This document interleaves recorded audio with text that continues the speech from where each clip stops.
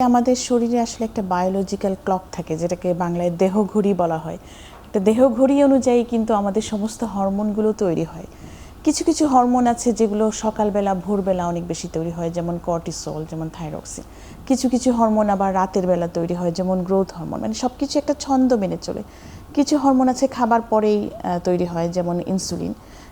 এরকম আমাদের খাদ্যাভ্যাস, ঘুম, আমাদের যে জীবনযাত্রা, আমরা প্রতিদিন যেভাবে জীবনযাপন করি সেটার উপর ডিপেন্ড করে কিন্তু আমাদের শরীরের যে গ্ল্যান্ডগুলো, গ্রন্থিগুলো, সেখান থেকে নানা ধরনের হরমোন তৈরি হয়।